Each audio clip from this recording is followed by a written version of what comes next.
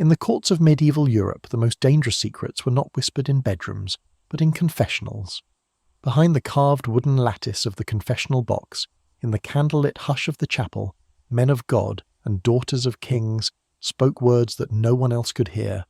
The princess was supposed to unburden her soul, whispering her sins and desires into the ear of her confessor, who in turn was bound to grant absolution.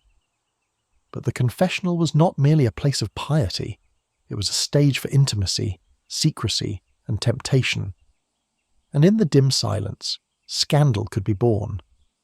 By the 14th and 15th centuries, rumours had already begun to coil around Europe's royal courts, that certain princesses had grown too close to their priests, that confession had become less about salvation and more about seduction.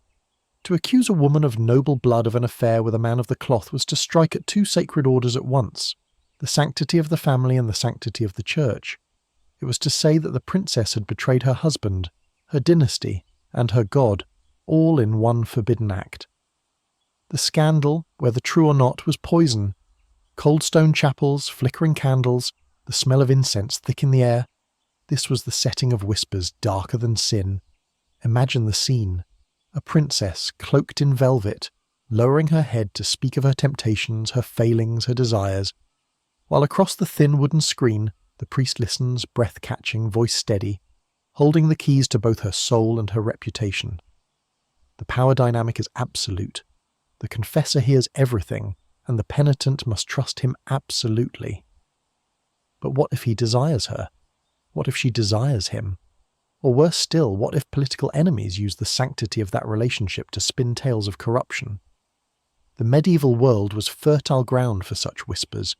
Royal courts thrived on gossip, and the line between rumour and truth blurred easily when it came to powerful women. Princesses and queens were never fully trusted. Their alliances through marriage were too important, their fertility too vital, their bodies too symbolic to be left unguarded. So when a royal woman was seen in the chapel too often, lingering too long, her priest too close, tongues began to wag. And in a society obsessed with sin, it was inevitable that the whispers would become accusations. The princess has slept with her priest. Before we open this scandal fully, before we unravel the web of lust, rumour, and politics that tied royal daughters to the men who were supposed to guard their souls, let me pause here and invite you. If you are drawn to stories like this, stories history books only whisper, stories of sin and secrecy in the corridors of power, then subscribe, hit that button, because you do not want to miss the shadows we walk into. And while you're here, tell me in the comments, where in the world are you watching from tonight? Are you in the old cities of Europe, where these chapels still stand? Or halfway across the world, drawn into the dark corners of history with us? Because tonight we are walking into those chapels. We are leaning close to hear what was whispered in secrecy. We are asking the questions medieval chroniclers dared only imply. Was it love? Was it lust? Or was it nothing but a lie too useful to silence? The scandal of the princess and her priest is more than just a tale of forbidden desire. It is a window into the anxieties of the medieval world, fears of female sexuality, fears of clerical corruption, fears that power itself was tainted by sin. And as we follow this story through France, England, and Spain, through chronicles written with venom and through legends that grew darker in the retelling, we will see how the confessional, meant to be sacred, became the perfect backdrop for scandal. So let us begin with the whisper that in the courts of medieval Europe, the most dangerous secret was not what happened in the royal bed, but what was confessed in the chapel. In the medieval world, the relationship between a woman and her confessor was unlike any other bond. It was private yet public, intimate yet official, spiritual yet deeply human. For royal women, especially princesses and queens, the confessional was both a duty and a danger. They were bound by church law to confess their sins regularly, to reveal thoughts and desires that could damn their souls if left unspoken. And the man who listened, the priest, became more than just a spiritual guide. He became the guardian of secrets that could topple dynasties. The sacred merged with the forbidden, and from that tension came the rumours that would echo for centuries. To understand how explosive this relationship was, we need to step back into the medieval world's view of sin. The church in Europe between the 12th and 15th centuries had woven itself into every aspect of daily life. Salvation was not a private matter, but a public system of control, and confession was one of its most powerful tools. A priest could not simply hear sins and grant forgiveness. He was a gatekeeper to heaven itself. If a woman confessed adultery, lust, or even unchaste thoughts, the priest held the power to absolve her or to damn her.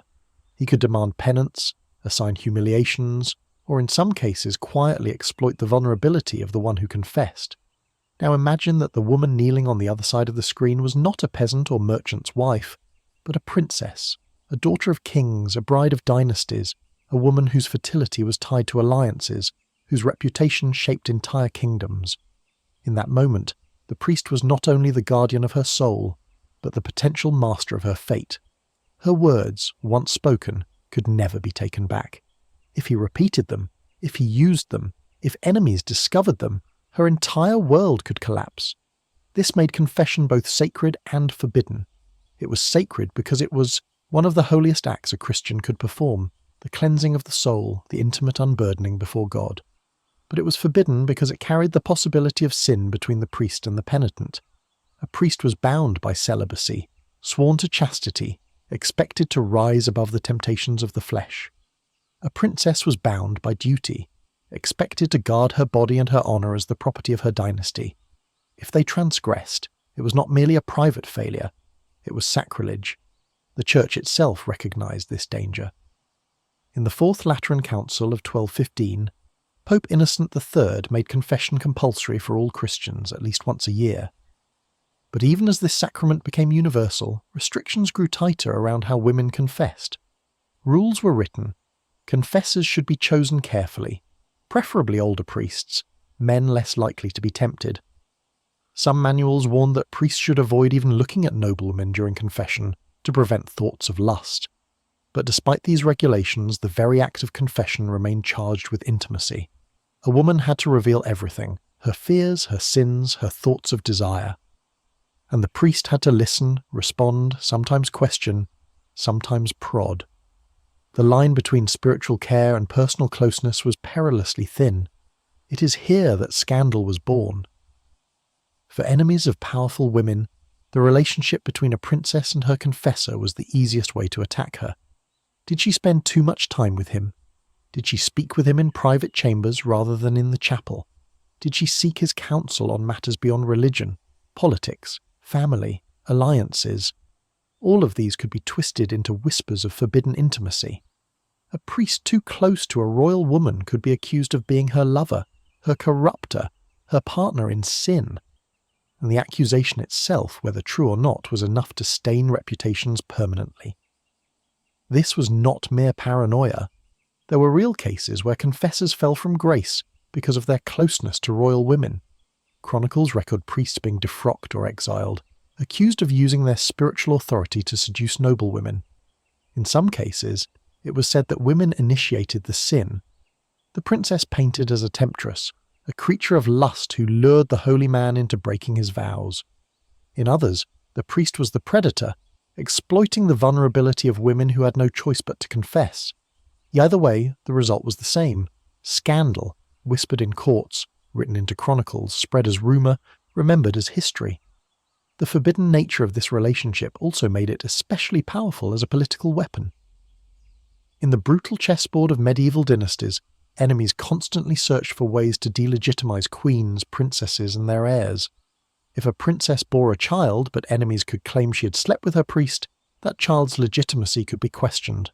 If a queen wielded influence over her husband or her court, enemies could say it was not her intelligence or her counsel that gave her power, but the corrupt whispers of her confessor. The sin of forbidden intimacy became shorthand for female ambition. We must also consider how medieval chroniclers themselves saw women. Misogyny was woven into the fabric of medieval thought. Writers like Jean de Meun, in works such as the Roman de la Rose, depicted women as inherently lustful, weak, and prone to sin. Theologians warned that women were gateways to temptation, responsible for the fall of Adam. So when a chronicler wrote about a princess who was too close to her priest, it was not merely a record of rumour, it was an expression of deep-seated cultural prejudice. The assumption was always that a woman could not be trusted, that her beauty and her weakness would inevitably lead to scandal. And yet, for all the venom of rumour, we must pause and ask, were these relationships always sinful, or were they sometimes simply close friendships? Could a princess not seek counsel from a priest, lean on him as a trusted advisor, without crossing into lust?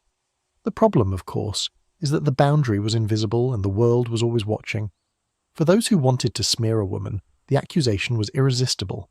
Whether she was guilty or not, the very act of confessing, of being alone with a priest, of speaking her soul, gave enemies the material they needed. The sacred and the forbidden were inseparable. The confessional was both the holiest place a medieval woman could go and the most dangerous. It was a place where her reputation could be destroyed by a single rumour. And for royal women, the stakes were even higher. Their bodies were dynasties, their purity was politics, their sins, whether real or imagined, were not their own, but became weapons in the struggle for power. So when we hear the phrase, the princess who slept with her priest, we must understand it as more than scandal. It was a story that revealed the fragility of women's reputations, the dangers of spiritual intimacy, and the ruthless way in which politics used sexuality as its sharpest knife. And as we move forward into the courts of France, England, and Spain, we will see how this pattern played out again and again. The confessor too close, the princess too vulnerable, the rumour too powerful to resist. The medieval mind lived in a world where the sacred was always shadowed by the forbidden, and in that shadow, scandal grew. The confessional in the medieval world was a place of secrets, and when those secrets touched the lives of royalty, they became weapons sharper than any sword. Across Europe, whispers spread about princesses and queens who grew too close to the priests who heard their sins. In a society where reputation was fragile, where women were watched more closely than any men, the mere suggestion of intimacy between a royal woman and her confessor was enough to ignite scandal that could burn through dynasties. These stories did not emerge in one place or time, but echoed across centuries, cropping up in the courts of France, Spain, England, and beyond. To examine them is to step into the dangerous intersection where spiritual authority and royal vulnerability met. In France, one of the earliest accusations tied to the royal family came in the 13th century, when chroniclers hinted that Princess Marguerite of Provence, the wife of King Louis IX, later canonized as Saint Louis, was uncomfortably close to the Franciscan friars who guided her soul. Marguerite was deeply pious, like her husband, but unlike him, her devotion often drew suspicion. She was said to spend long hours with her confessors, far more than what seemed proper for a queen. Enemies at court, particularly those jealous of her influence over Louis, began to suggest that these meetings were more than pious discussions. Marguerite, they whispered, was too familiar with her friar, perhaps seeking more than spiritual comfort. No proof was ever presented, and Louis himself never doubted her. But the rumour lingered in chronicles, staining her reputation long after her death. In the French court of the later Valois kings, similar stories emerged. Princesses who spent hours in private chapels were said to be hiding sins rather than confessing them. The historian Jean Froissart, who wrote in the 14th century, recorded tales of noblewomen entangled with priests, weaving them into his chronicles of war and scandal. Froissart was not always reliable, but his accounts reveal how easily suspicion attached itself to women of rank. If a princess was young, beautiful, and politically significant, her intimacy with a priest became a ready-made story of forbidden love, even if the truth was far more mundane. Spain too was fertile ground for such rumours. In Castile during the 15th century, whispers spread about Princess Isabella of Portugal, the mother of Queen Isabella of Castile, who was said to rely heavily on her confessors. Her mental instability and frequent retreats to convents made her a target. Chronicles accused her of weakness, of being manipulated by the clergy who surrounded her. Though the stories did not always accuse her of outright sexual sin, the implication was clear. Her confessors had too much access, too much influence, too much power over her body and her soul. By the time Isabella of Castile rose to prominence, the memory of her mother's closeness to priests was used against her, painting her dynasty as one entangled in the corruption of the confessional. The English courts were no different. During the late Plantagenet and Tudor eras, accusations of intimacy between royal women and confessors became a recurrent theme. Chroniclers hostile to the Lancastrian line hinted at Queen Catherine of Valois, widow of Henry V, and her suspicious closeness with priests and courtiers in the years after her husband's death. Catherine, still young and beautiful, was placed under strict rules to prevent her from marrying without approval. Rumours suggested that she sought comfort in confession and that priests exploited her vulnerability. Later, when she secretly married Owen Tudor, her scandal was retroactively embroidered with tales of clerical involvement, as though her intimacy with priests had set the stage for her downfall. Under the Tudors, the pattern deepened. The confessional became not only a spiritual necessity, but a political risk. Anne Boleyn, second wife of Henry VIII, was accused by her enemies of keeping company too closely with priests sympathetic to reformist causes. When Anne fell, executed on charges of adultery and treason, the memory of her time in chapels, her whispered confessions, was recast as evidence of her corruption. Catherine Howard, Henry's fifth wife, was also surrounded by rumours of youthful indiscretions with priests during her time in a convent household. Though the evidence is murky, her downfall on charges of adultery revived the old story. Queens could not be trusted around their confessors. These accusations were not confined to one dynasty or one country. They were a European pattern. Whenever a princess or queen was seen to rely too heavily on the counsel of a priest, enemies seized upon it. The intimacy of confession, unseen by the world, allowed rumour to fill in the blanks. Was she kneeling too close? Did she whisper too softly? Did her tears spill over into his hands? Every detail could be transformed into scandal. And because confession was secret by design, there could never be proof to contradict the rumours. Silence itself became evidence. It's important to note that many of these women may have been entirely innocent. Their crime was not lust but visibility. A princess seen often in chapel was vulnerable to the imagination of others. A priest who lingered too long in her chambers became a suspect. And in a world where politics and religion were inseparable, where clerics often acted as advisors and diplomats, the closeness between princess and priest was both natural and dangerous. It could be friendship, it could be guidance, but it could also be painted as forbidden love. Sometimes the rumours grew more elaborate, accusing not only princesses but entire convents of corruption. In 15th century Spain, scandal erupted over whispers that royal daughters placed in convents were being seduced by their confessors. Chronicles accused these institutions of becoming brothels in disguise, their priests exploiting noble women behind cloistered walls. Whether true or exaggerated, these stories reinforced the idea that confession itself was tainted, that the very act of a woman speaking her sins to a man alone was a pathway to scandal. What unites all these cases, France, Spain, England, is not necessarily the reality of forbidden love, but the suspicion. The princess and the confessor represented two poles of medieval anxiety: female, sexuality and clerical corruption. Put them together, and scandal was inevitable. The intimacy of the confessional created a space where imagination thrived. And imagination, in the hands of political enemies, was a weapon deadlier than any fact. In the end, the stories of the princess and her priest are less about what happened in reality than about what people wanted to believe. The rumours reflect the fear that women with power could not be trusted, that priests with influence were dangerous, and that when the sacred and the royal touched, corruption was the only possible result. Whether it was Marguerite of Provence in France, Isabella of Portugal in Castile, or Catherine of Valois in England, the pattern was the same. A princess confessed, a priest listened, and the world whispered that something more had passed between them. And so the confessional, a place meant to cleanse the soul, became in the medieval imagination a place where sin was born. The princess and the priest, bound by secrecy, became the perfect symbols of scandal, their intimacy both invisible and undeniable. And in the chronicles that survive, they remain forever entangled, their reputations stained by whispers that no absolution could erase. In the medieval world, rumour was more than idle talk. It was a weapon, a currency, and sometimes a death sentence. Unlike today, when words can be disproven by evidence, in the 14th and 15th centuries there was no court of appeal against whisper, no archive of truth to check against. Reputation was fragile, and once it was cracked by rumour, the damage could never be undone. This is why accusations against royal women, and especially accusations involving priests, were so devastating. A princess or queen who was said to have shared her bed with her confessor was not simply accused of lust.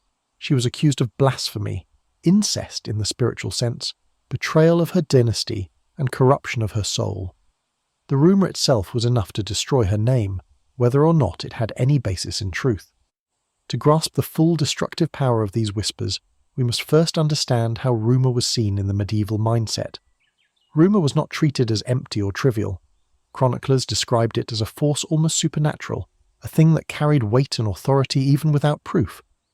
Vox populi, vox Dei, the voice of the people is the voice of God, was a phrase often repeated, even if disputed by churchmen. If enough people believed something, it carried the authority of truth. And so, when courtiers whispered that a princess had grown too close to her priest, the rumour itself became a kind of evidence. Silence was damning, denial was suspicious, and secrecy was confirmation. The accusation was doubly dangerous because of how the church framed spiritual relationships. A confessor was considered a spiritual father to his penitent. For a princess to sleep with her priest was, in the medieval imagination, a form of incest, not by blood, but by spiritual kinship. Just as one could not marry a godparent or godchild, so too one could not violate the relationship between confessor and penitent without committing a sin against the natural order. Thus, the rumour was worse than adultery. A royal woman accused of lying with her confessor was not merely unfaithful to her husband or dynasty. She was said to have transgressed against God himself. The result was not just scandal, but sacrilege. What made the rumour so effective was its invisibility. Unlike an affair with a courtier or nobleman, which could be watched, spied upon, or even caught in the act, the relationship with a priest was hidden within the seal of confession. No one could ever know what words passed between them, and that secrecy made imagination run wild. If a princess visited the chapel too often, or lingered too long, or seemed too devoted to a particular confessor, enemies could fill the silence with insinuations. The very sanctity of confession, its absolute secrecy, was twisted into the perfect cover for sin. And because the seal of confession was inviolable, no priest could ever publicly deny it without breaking holy law. That silence allowed rumour to fester unchecked. The consequences for women were brutal. For princesses, whose primary duty was to secure alliances and bear heirs, their reputation for chastity and purity was everything. A single whisper could weaken a marriage treaty, cast doubt on the legitimacy of a child, or give rivals ammunition to displace them. If a queen was said to be too close to her priest, then her son might be mocked as a bastard, her marriage questioned, her very body turned into a battlefield of politics. For a woman in the medieval court to be accused was almost the same as being guilty, because the stain of rumour never faded. At the same time, rumour was an exquisite political tool because it could not be disproven. If an enemy accused a woman of adultery with a courtier, one might produce witnesses or letters to refute the charge. But an affair with a priest was cloaked in secrecy, insulated by the confessional silence. The priest could never speak, even to defend his own name without breaking his vows. And so the rumour remained unchallenged, gathering strength as it spread. We see this dynamic in countless medieval chronicles. The chronicler Jean Froissart delighted in sprinkling his accounts of war and diplomacy with stories of noblewomen's indiscretions, often involving clerics. His tales may not have been true, but they reflected a society eager to believe that women of power inevitably fell into sin. Rumour was not simply a reflection of gossip, it was a projection of cultural fears. Men feared female sexuality, feared that women might wield power through seduction, feared that priests might betray their vows. To tell a story of a princess and her priest was to condense all these fears into one vivid scandal. The destructive nature of rumour is also evident in the way it spread. Courts were hothouses of intrigue, where servants, advisers, and enemies alike carried whispers through corridors and over meals. A single glance between a princess and her priest might be reported by a maid, repeated by a courtier, magnified by a rival, and within weeks chronicled as fact. The rumour did not need proof, it grew by repetition, and once written down in chronicles, it gained permanence, surviving centuries to shape our perception of these women.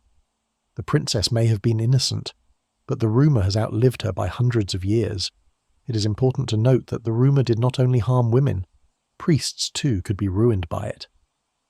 A confessor accused of intimacy with a princess might be defrocked, exiled, even executed, not because anyone had seen proof, but because the stain of suspicion was impossible to wash away. The Church, desperate to maintain its moral authority, often sacrificed priests who became the subject of scandal. Better to expel or punish them than to risk the perception that the confessional itself was corrupt. And so the rumour destroyed both sides, the princess's reputation and the priest's life. The reason these whispers had such power was because they combined the two greatest anxieties of medieval Europe, the corruption of women and the corruption of priests.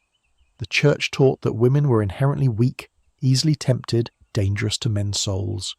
At the same time, reformers and critics constantly accused priests of hypocrisy, lust, and greed. The story of a princess and her confessor brought both fears together. It was not just gossip. It was the embodiment of everything society feared could go wrong when the sacred and the profane touched. And yet, the beauty of rumour, if we can call it that, was its flexibility. It could be weaponized differently depending on who wielded it. Enemies of a queen might accuse her of seducing her priest, making her the temptress. Enemies of the Church might accuse the priest of exploiting the queen, making him the predator. Both versions served their purpose, but both relied on the same core, the rumour of forbidden intimacy.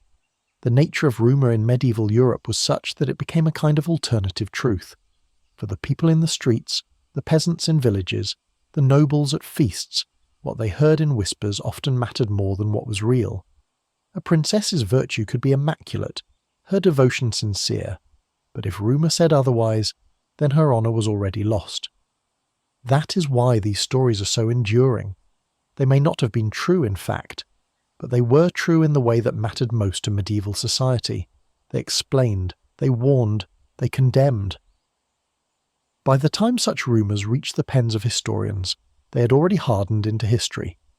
Chroniclers did not always distinguish between rumour and fact, because in their minds both revealed the same moral lesson. Whether or not a princess truly slept with her priest, the mere belief that she could was enough to illustrate the dangers of unchecked lust, the weakness of women, or the corruption of the clergy. The rumour was as powerful as truth and often more enduring. And so, the accusation that a princess lay with her confessor was not simply a story of scandal. It was a weapon sharpened by culture, honed by politics, and wielded with devastating effect. It was incest in the spiritual sense, sacrilege against God, betrayal of dynasty, corruption of body and soul. It was an accusation that no woman could survive, no priest could withstand, and no dynasty could fully erase. In the end, the nature of rumour was to outlive its subjects, to echo in chronicles and memory long after the princess and the priest were dust. And that is why we still speak of them now, centuries later, as though the whispers had never faded. If there was one place in medieval Europe where whispers of scandal seemed to gather and multiply like shadows, it was the royal courts of France. The Capetians, the Valois, and later the Bourbons presided over a kingdom where power and reputation were always fragile, and where gossip could destroy even the most exalted of women. French chroniclers, eager to moralize or sensationalize, often embroidered their histories with tales of royal women and their confessors, turning spiritual intimacy into scandalous rumour. Within the glittering but dangerous world of Parisian courts and cathedral cloisters, the story of the princess who slept with her priest was repeated with relish, serving as both entertainment and political weapon. From the 13th century onward, queens and princesses in France were expected to embody virtue as much as they embodied dynasty. Their marriages were arranged for alliances, their wombs measured for fertility, their public appearances staged to display piety and obedience. Yet behind these performances, women also wielded influence, and it was this influence that made them dangerous in the eyes of men who feared female power. The confessor, in this environment, became the most obvious target of suspicion. Who but the priest knew the innermost thoughts of the queen? Who but he could hear the secrets of her heart, her doubts about her husband, even her political concerns? If she visited him often, if she was guided by his counsel, if she seemed to defer to him in matters of conscience, it was all too easy for enemies to claim that the relationship had crossed from sacred into sinful. One of the earliest and most whispered about figures was Marguerite of Provence, married in 1234 to Louis IX, the king who would later be canonized as Saint Louis. Marguerite was known for her piety, but also for her temper and independence. Unlike Louis, who often placed himself under the strict guidance of Franciscan friars, Marguerite's spiritual life was said to be more personal, more emotional, more entwined with the men who heard her confessions. Chroniclers, hostile to her influence, claimed she spent too many hours in conversation with her confessors, that she trusted them more than her husband, and that in her grief or anger she poured herself out too freely before them. The accusation was not that she was adulterous in the flesh, but that she was adulterous in the spirit, that her loyalty to her priest eclipsed her loyalty to her king, and because of the sanctity of confession, no one could prove otherwise. The rumour lingered like smoke, always hinting that Marguerite's intimacy with her confessors crossed invisible lines. By the time of the Valois dynasty, in the 14th and 15th centuries, the gossip had grown sharper, more salacious. Jean Froissart, the famous chronicler of the 100 Years' War, filled his writings with tales of noble women entangled with priests. While his accounts cannot always be taken as reliable, they reveal the cultural appetite for such stories. Froissart presented queens and princesses as dangerously weak to temptation, suggesting that their confessors often held sway not just over their souls, but over their bodies. He painted courts as hotbeds of intrigue where women leaned too heavily on priests, and where men of God betrayed their vows behind the confessional lattice. For Froissart, the suggestion was enough. By weaving rumour into his chronicles, he turned gossip into historical record, ensuring that the reputations of these women were permanently stained. The Valois court was particularly notorious for scandals of lust and sin. In the early 14th century, the infamous Tour de Nesle affair shocked Paris, when several princesses, daughters-in-law of King Philip IV, were accused of adultery. While the most famous charges involved affairs with knights, chroniclers quickly added layers of rumour involving priests and friars who were said to have facilitated or even participated in their sins. Though these accounts were almost certainly exaggerations, they reveal how quickly scandal spread and how naturally the figure of the confessor was drawn into it.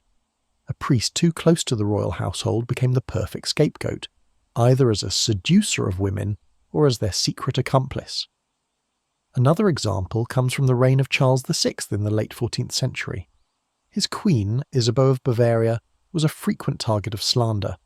Accused of extravagance, manipulation, and even incest with her son, she was also rumoured to be too intimate with certain confessors and clerics.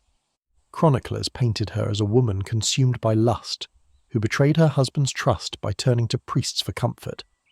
These rumours were weaponized by her political enemies during France's civil wars, when the Queen's reputation was as much a battlefield as the fields of Agincourt. Whether she had ever sinned in this way was irrelevant. The accusation itself was devastating.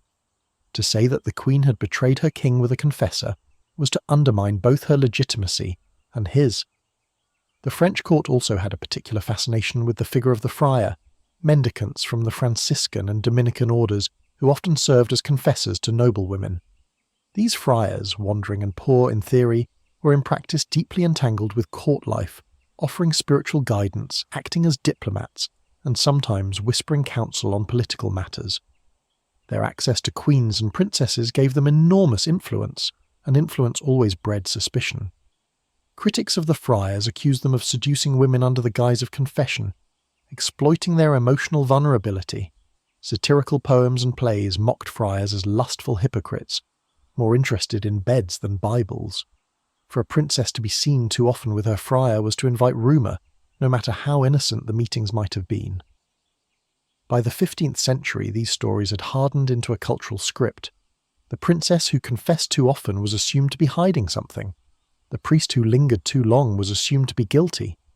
Chroniclers repeated the stories not because they had evidence, but because they illustrated the moral lesson they wished to teach, that women were weak, that priests were corrupt, that sin was everywhere, even in the holiest spaces. The French court, with its endless intrigues, provided fertile ground for these tales. Whether it was Margaret of Provence in the 13th century, Isabeau of Bavaria in the 14th, or nameless Valois princesses in the 15th, the rumour remained the same.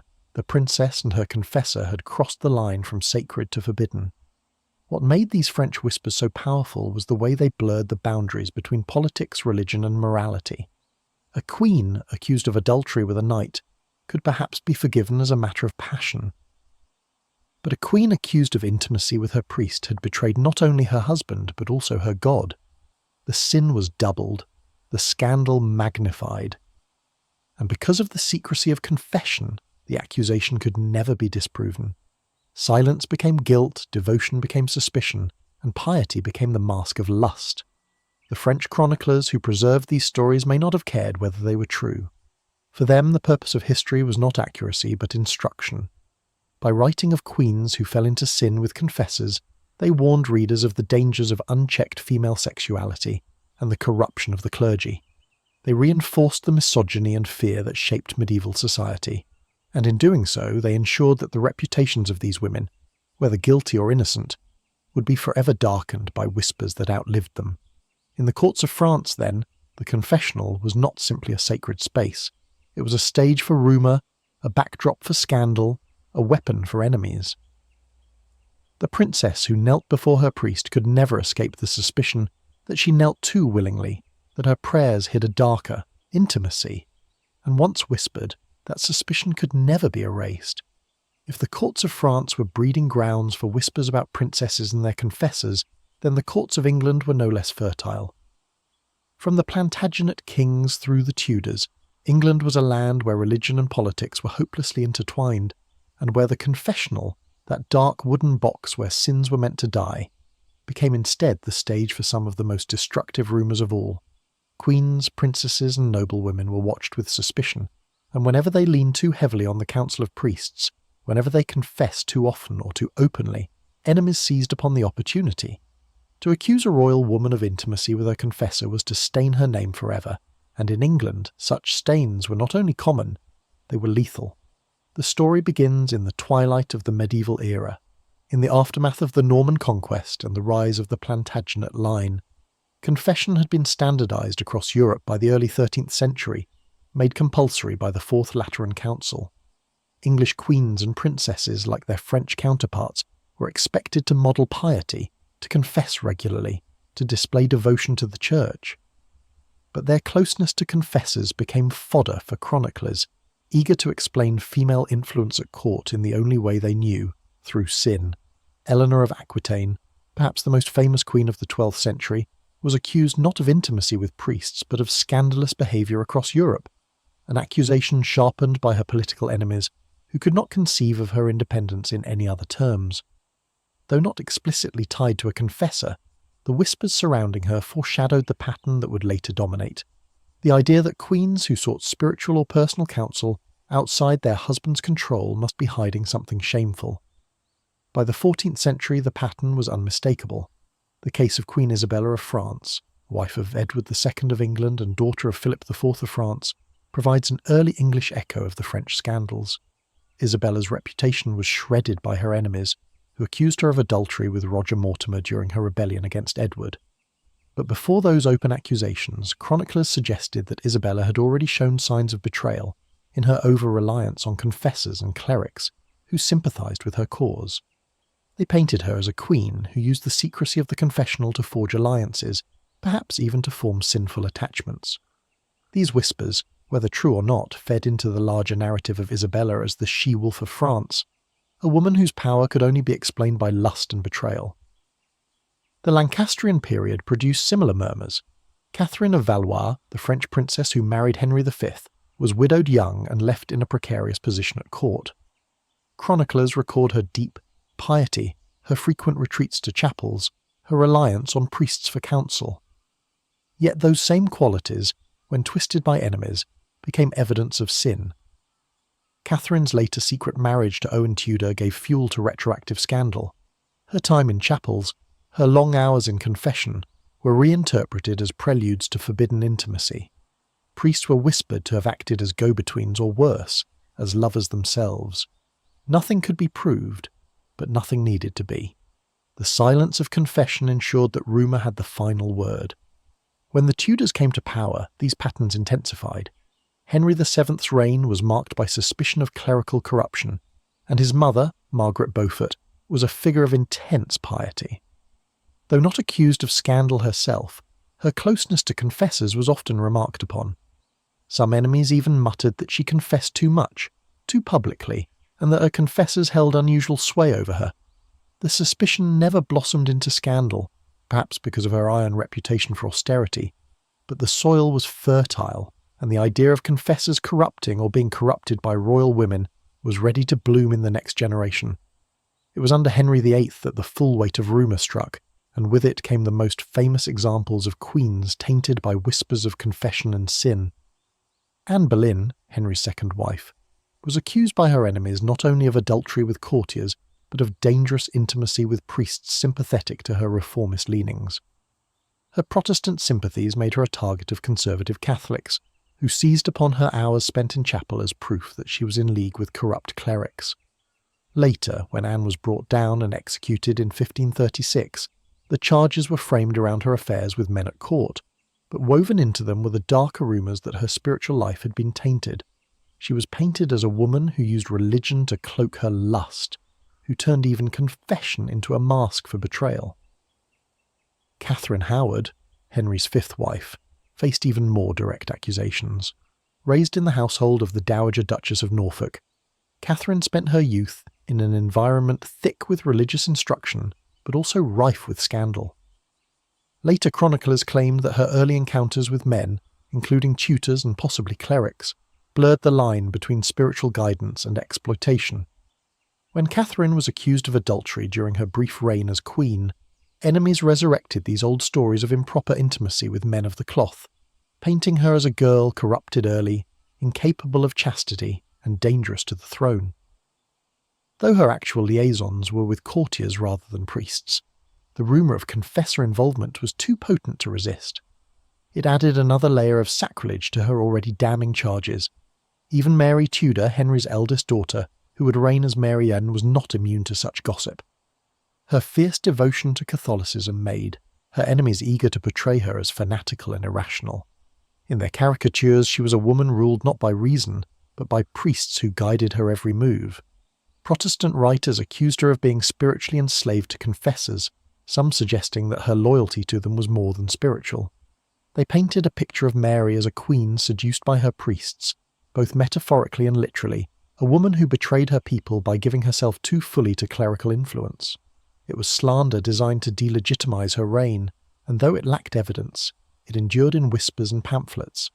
Elizabeth I, in contrast, cultivated an image of independence that distanced her from such accusations. As a Protestant queen, she rejected the Catholic practice of confession, severing the bond between queen and priest that had fueled so much rumour in earlier generations. Yet even Elizabeth could not escape the shadow of these stories. Her refusal to marry, her reliance on male courtiers and advisers, sparked speculation that she too was hiding forbidden intimacies. If not with priests, then with favourites like Robert Dudley. The old script, that powerful women must be corrupt, remained, even as the figures changed. What is striking about these English confessional scandals is how often they were retroactive. A queen might spend years in apparent piety, confessing regularly, guided by priests. Only when she fell from favour, only when enemies sought to destroy her, did those acts become evidence of sin. Confession, once sacred, was recast as evidence of adultery, betrayal and sacrilege. The very secrecy of confession, designed to protect the soul, was used to condemn the body. English chroniclers and propagandists understood the power of this imagery. To accuse a queen of lying with her confessor was to undermine not only her virtue but the stability of the monarchy. If she betrayed her husband with a priest, then the royal marriage was polluted, the heir illegitimate, the dynasty weakened. For enemies of the crown, the rumour was too effective to resist, and so the stories spread. Queens who confessed too much, princesses who lingered too long in chapels, confessors who overstepped their bounds. The English court, like the French, became a theatre where rumour performed as truth. Queens were judged not by their innocence but by the whispers that surrounded them. Priests were destroyed by accusations they could never answer, bound by vows of silence, and through it all, the image of the princess and her confessor became etched into the imagination of England, a symbol of corruption, a story too delicious, too damning to ever be forgotten. By the time the Tudor dynasty ended, the pattern was set in stone. Royal women who drew close to confessors would always be suspect. Confession itself had become dangerous, not because of what was said, but because of what others believed was happening in the shadows. England's dark confessions had stained its queens and princesses forever, ensuring that long after their bodies were dust, their reputations would still bear the mark of rumour. If the princess or queen was ruined by whispers, then the priest who stood at her side was often ruined by something far worse: public judgment. For the royal woman, scandal could strip away reputation, undermine dynasties, and leave her memory forever stained. But for the priest, the price of rumour was usually blood, exile, or degradation.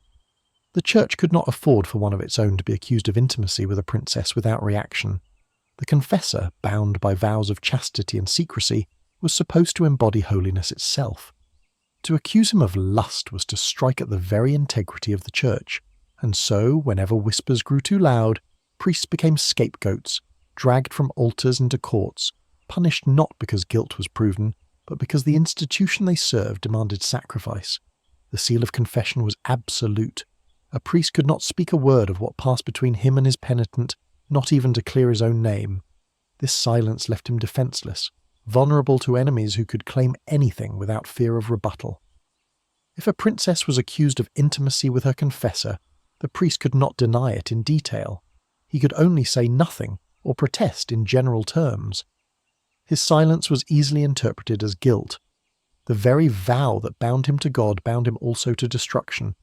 And in a society obsessed with rooting out sin, there was no shortage of trials where priests found themselves condemned in the court of rumour, then dragged into the court of law. In France, stories abound of friars accused of intimacy with noblewomen, some even tied to queens. The mendicant friars, Franciscans and Dominicans, were especially vulnerable because of their constant presence in cities and courts. They were often chosen as confessors for noblewomen, praised for their poverty and holiness. Yet their access to powerful women made them targets of suspicion. When the Valois dynasty faced crisis after crisis in the 14th and 15th centuries, it was common for enemies to accuse friars of exploiting queens. Even if no trial records survive for every case, chronicles describe friars being humiliated, defrocked, and expelled from court whenever suspicion arose.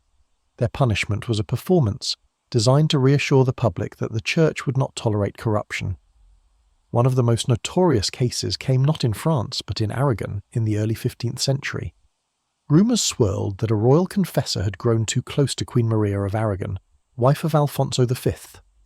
Chroniclers hostile to her influence claimed that she spent entire nights in council with him, that their relationship had crossed the boundaries of propriety. When Alfonso's enemies needed leverage, they seized upon these whispers, demanding that the priest be removed and tried. Though evidence was scarce, the confessor was quietly exiled, stripped of his position, his reputation shattered. The queen survived politically, but her priest was sacrificed. His trial was less about justice than about optics, the church and crown showing that they would not permit their most sacred bonds to be mocked by lust. In England, too, confessors fell prey to suspicion. The medieval chroniclers often blurred fact and rumour, but several cases shine through. During the reign of Edward III, accusations spread of priests consorting too closely with noblewomen in the Queen's household. The charges often lacked specificity, but the punishments were real. Priests defrocked, imprisoned, their careers ended in disgrace. Later, under the Tudors, when religion itself was weaponized, confessors became even more vulnerable. A queen's priest who aligned with the wrong faction, Catholic or Protestant, could be accused not only of political betrayal, but of personal sin with the queen herself. The charges blended seamlessly: heresy and lust, treason and adultery, all painted with the same brush. Consider the fate of some confessors during the reign of Mary Tudor.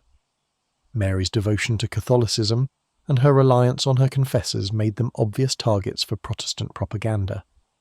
Pamphlets accused her priests of manipulating her, of seducing her spiritually and perhaps physically.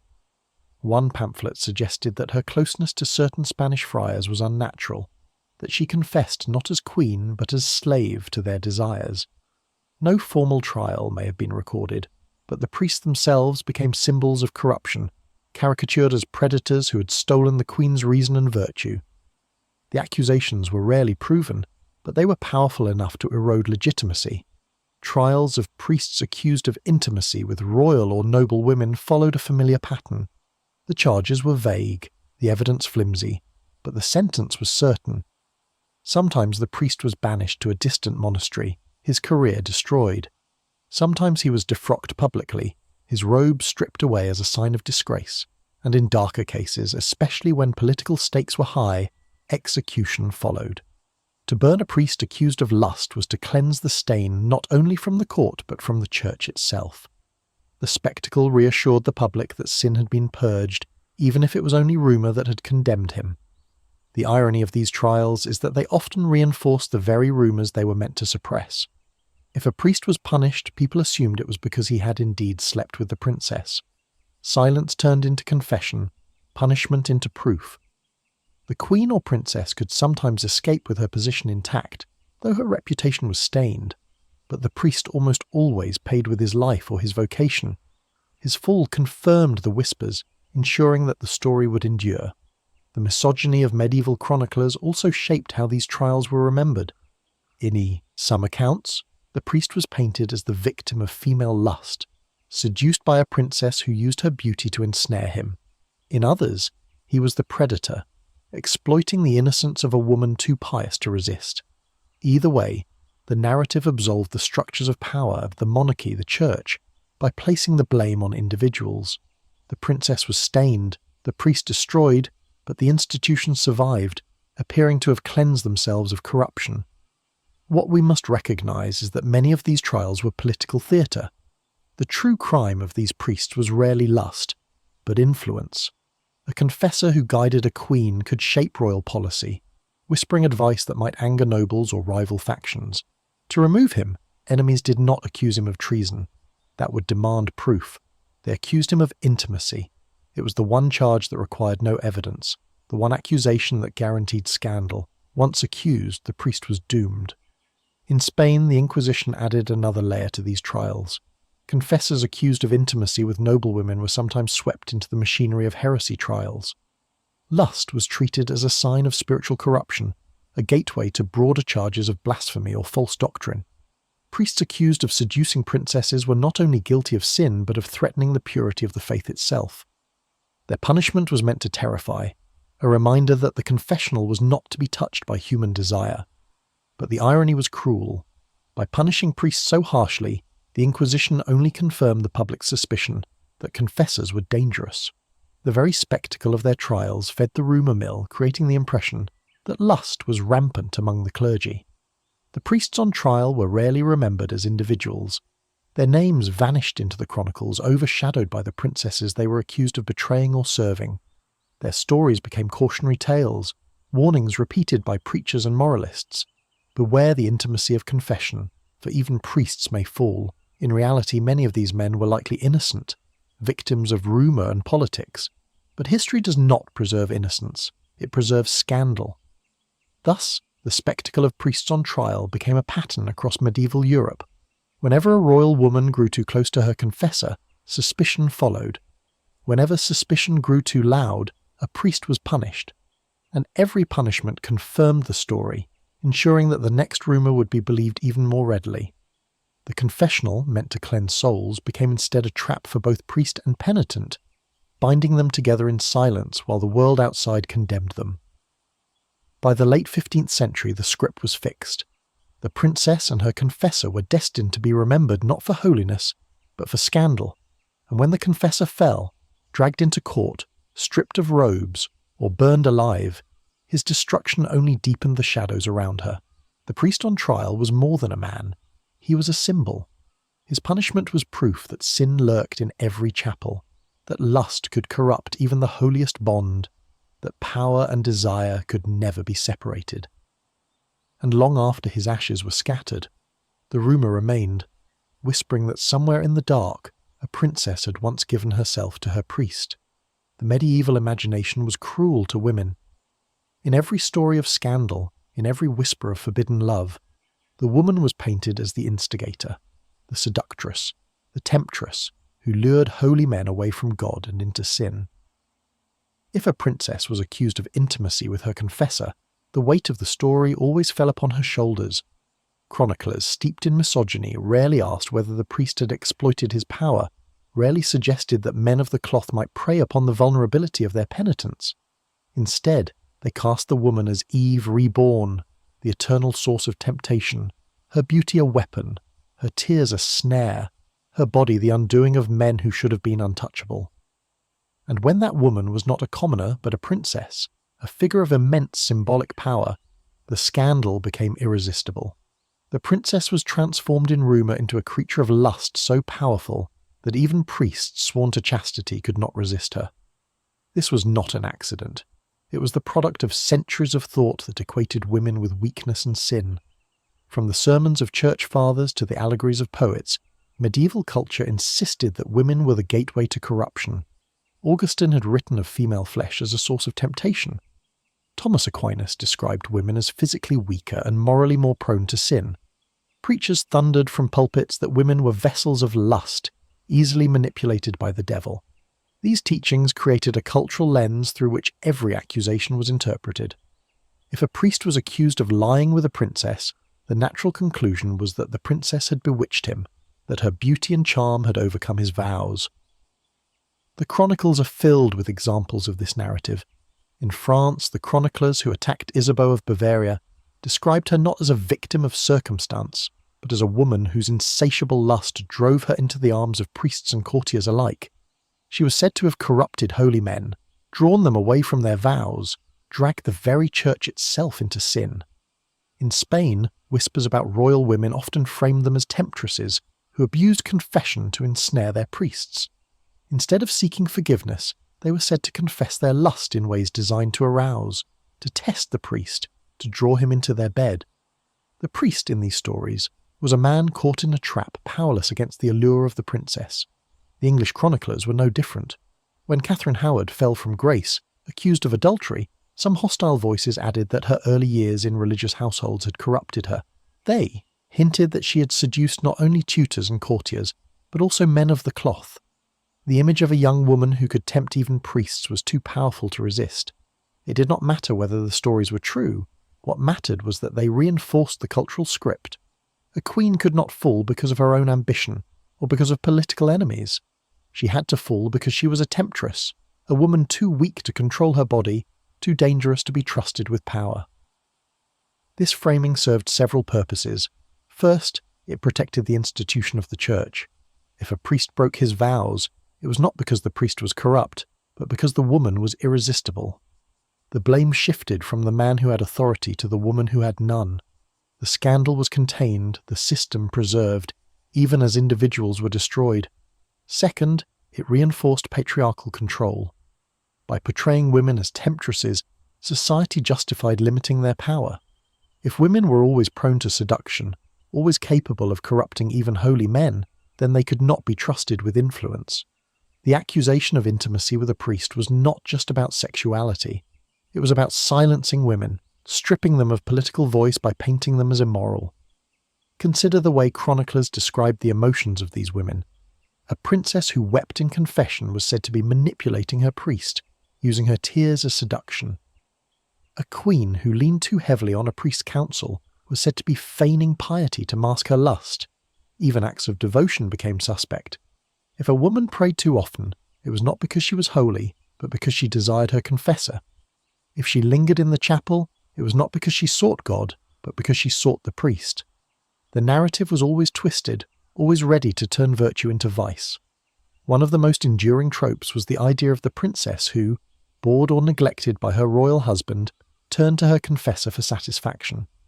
Chroniclers wrote of queens trapped in loveless marriages, who found in their priest not only spiritual guidance but also forbidden passion. Whether true or not, the story fit the cultural expectation that women were creatures of desire, unable to live without love, incapable of controlling themselves, and so the image of the princess as temptress became a staple of medieval rumour. The misogyny of these tales also extended to how they described the priests. Often confessors were portrayed as reluctant, even innocent, until the princess overpowered them.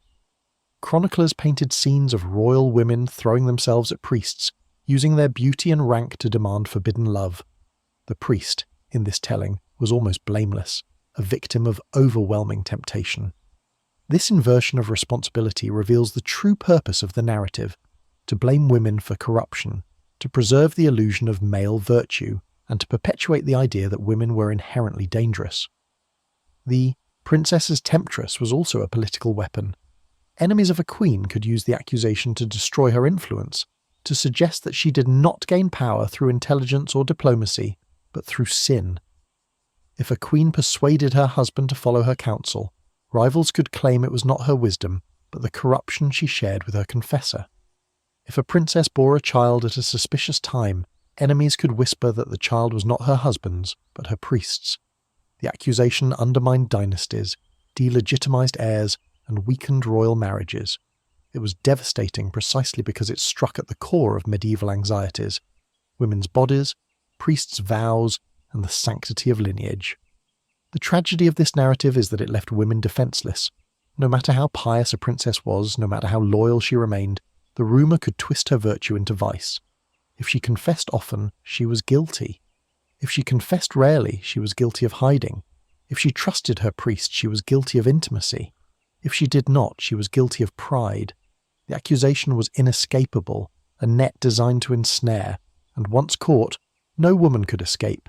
Even centuries later, historians struggle to separate truth from rumour. Did some women cross the line, giving in to forbidden love with their confessors? Perhaps. Human desire has never been bound by rules, but the overwhelming weight of evidence suggests that most of these accusations were slander, born not of fact but of fear and misogyny.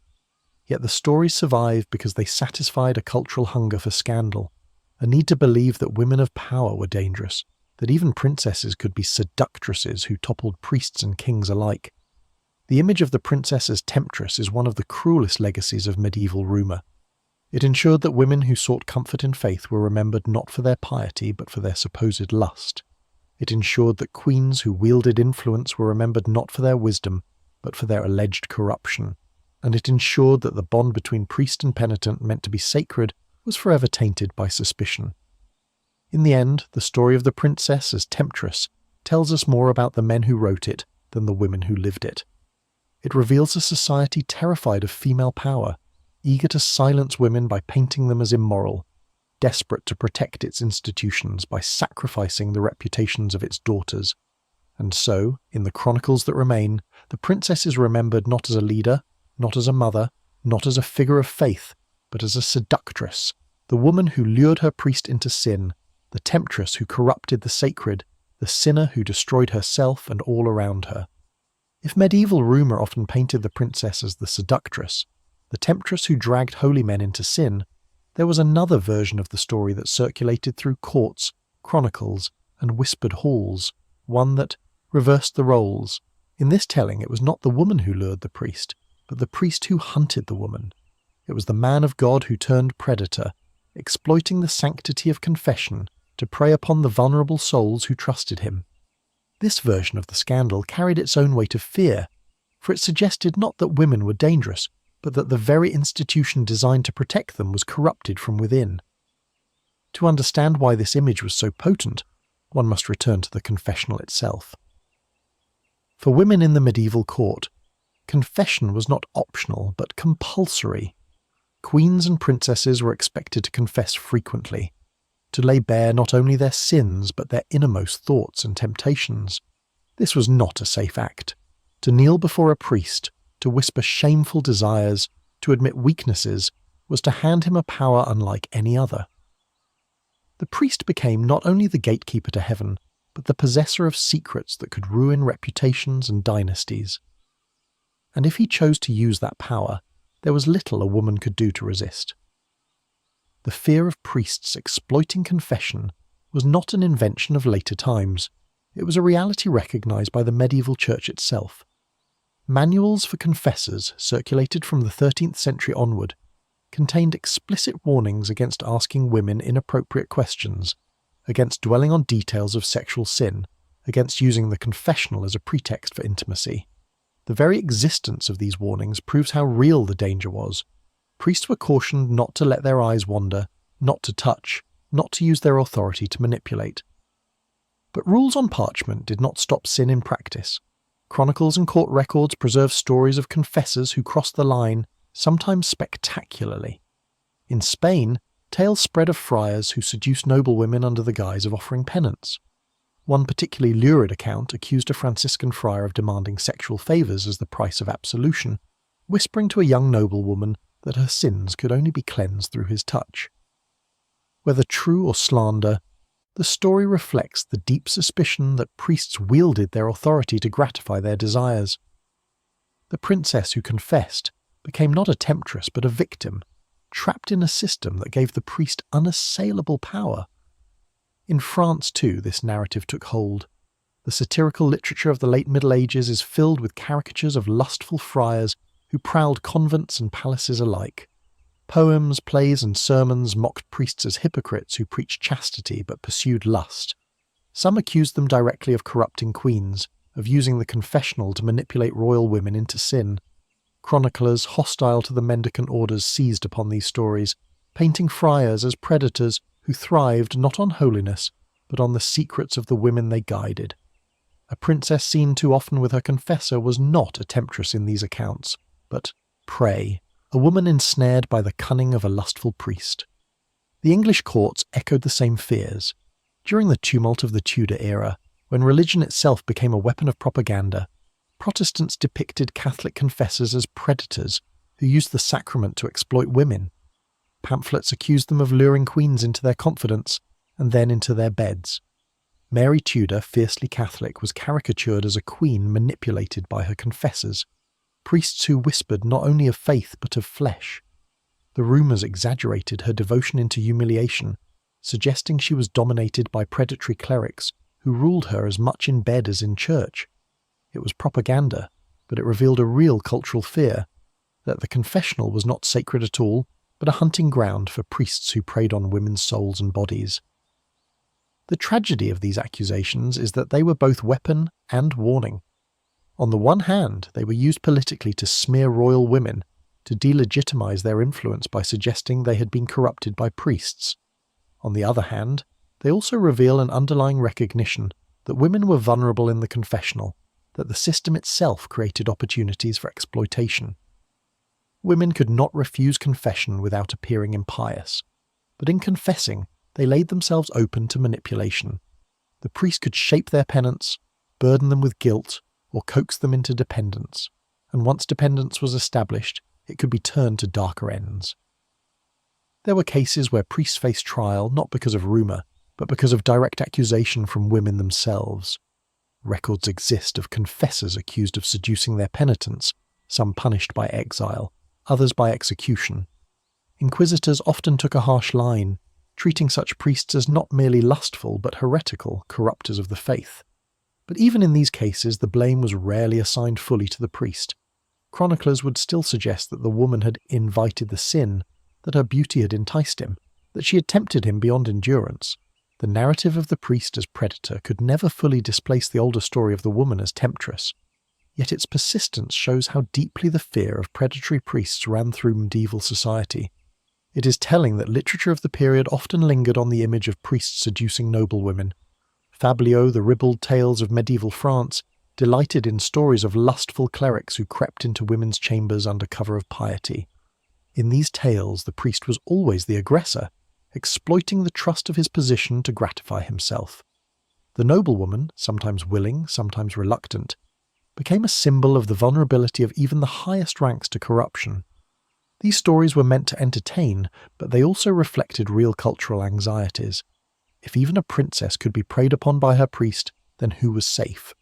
The political weaponization of this narrative was equally powerful. A queen accused of intimacy with a priest could be framed either as a temptress or as a victim, depending on what suited her enemies best. If it was useful to portray her as corrupt, she was cast as the seductress. If it was useful to portray her as weak, she was cast as prey. In both cases, her reputation was destroyed. The priest, meanwhile, was cast as predator, his fall serving as proof of clerical corruption. The Church often sacrificed such men to preserve its authority, punishing them harshly to reassure the public that it was cleansing itself of sin. But the damage was already done. The rumour outlived both priest and princess, becoming another stain on history. The fear of priests as predators also reveals something essential about medieval gender politics. Women were trapped in a double bind. If they confessed, they risked being accused of intimacy.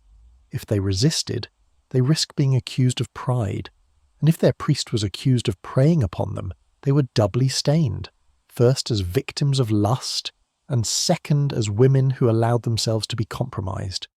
No matter the truth, the narrative was always twisted against them. Perhaps the most haunting aspect of these stories is their persistence.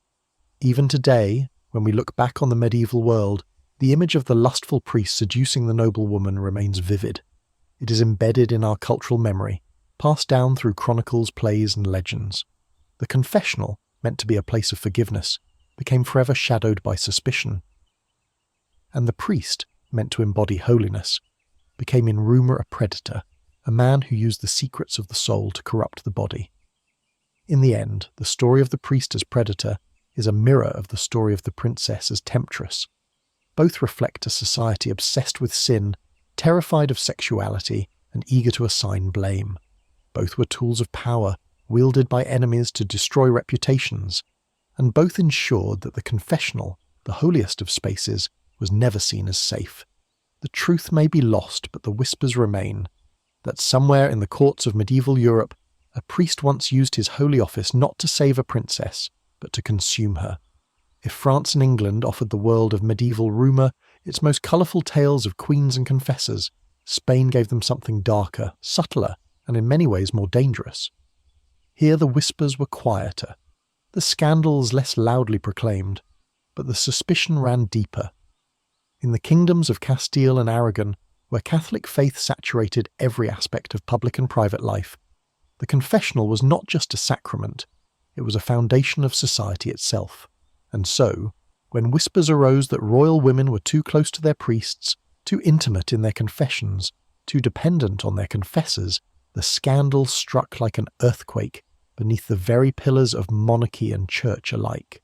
Spain in the 14th and 15th centuries was a land defined by contrasts, courts draped in Christian ritual, yet shadowed by Moorish influence, dynasties clinging to power, yet riven by civil strife, women revered as symbols of chastity, yet suspected of lust at every turn. In this atmosphere, the relationship between princesses and their confessors was inevitably fraught. The Spanish court was deeply pious, far more so than many of its northern neighbours. The expectation for queens and princesses to be models of faith was overwhelming. A royal woman who failed to appear devout risked accusations of heresy or impiety. And yet, a woman who appeared too devout, spending too many hours in chapels, too often in the presence of her confessor, risked the opposite accusation, that she was hiding a sin too dark to be admitted. One of the earliest Spanish cases to be stained by these whispers was that of Queen Maria of Aragon, the consort of Alfonso V of Aragon in the 15th century.